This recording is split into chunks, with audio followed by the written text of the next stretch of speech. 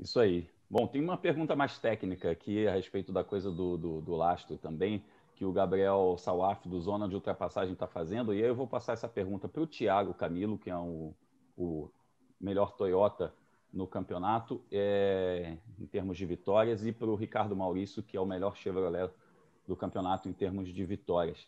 E essa pergunta é a respeito do lastro, né? Qual foi a diferença que isso fez no carro ao longo da temporada? E lembrando só que a gente não tem o lastro na final, né? Que é liberado na final, mas como é que o carro se comportou? Como é que isso mudou de alguma maneira ao longo da temporada? Eu começo por você, Thiago. Alguém está com o áudio aberto aí. Bom, agora foi.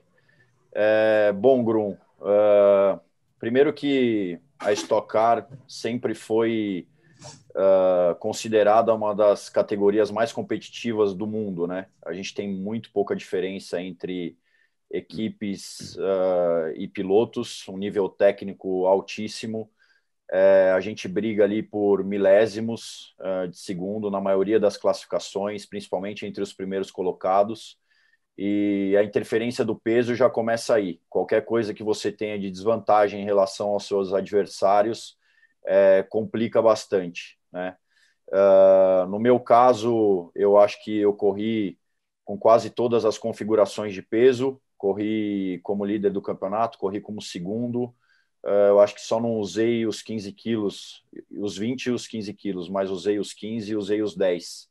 É difícil de quantificar o quanto prejudica isso, porque tem uma variação de pista para pista. Se você pegar Curitiba, por exemplo, eu fiz pole e venci com 25 quilos, e se você considerar nosso resultado em Goiânia com 30 quilos, não é possível que só aqueles 5 quilos fizeram toda a diferença.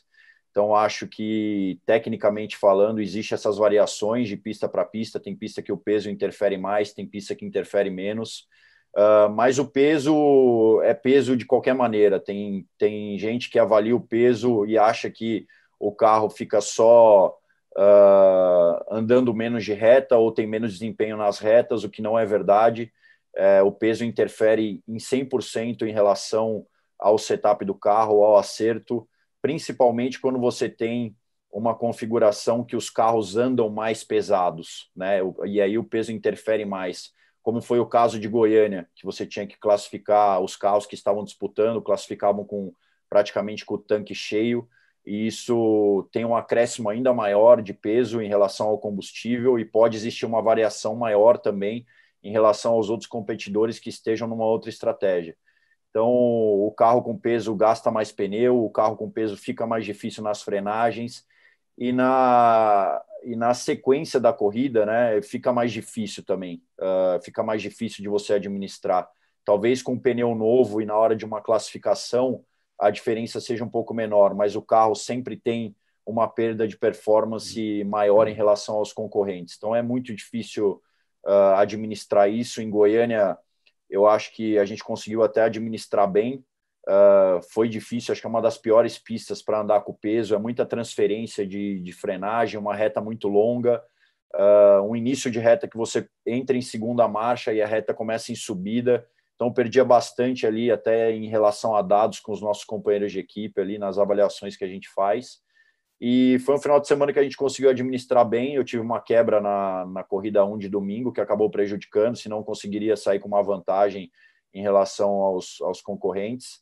Mas é isso, acho que dentro do cenário todo, foi um regulamento que beneficiou quem veio de trás, quem não tinha a utilização do peso, e por isso que a gente vê um equilíbrio tão grande e tantos pilotos disputando o título nessa última etapa. Eu não acredito que se não fosse um campeonato com esse regulamento, chegariam tantos pilotos aí na disputa do campeonato. Com certeza não chegaria. Então, essa é mais ou menos minha avaliação aí do peso e do regulamento dessa temporada.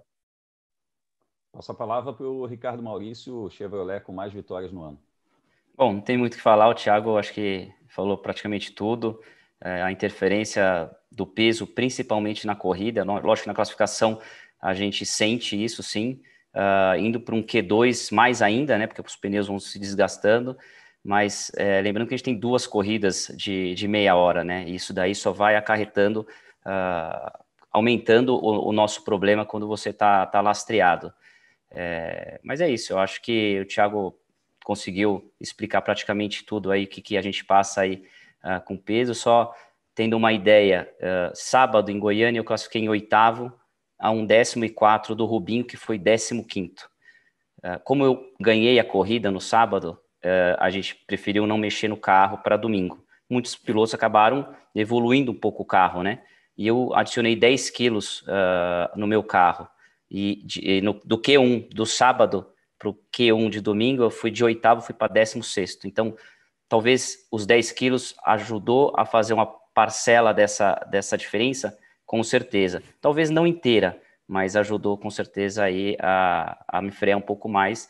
E deu para ver, eu tinha 15 quilos no sábado, classifiquei em 8º, o César Ramos, o Thiago não conseguiram classificar bem no sábado, e domingo eu coloquei um pouco mais de peso, já fiquei bem próximo do Thiago ali no domingo. Então, como o Thiago falou, fez com que a categoria colocasse aí os 11 pilotos na briga do título.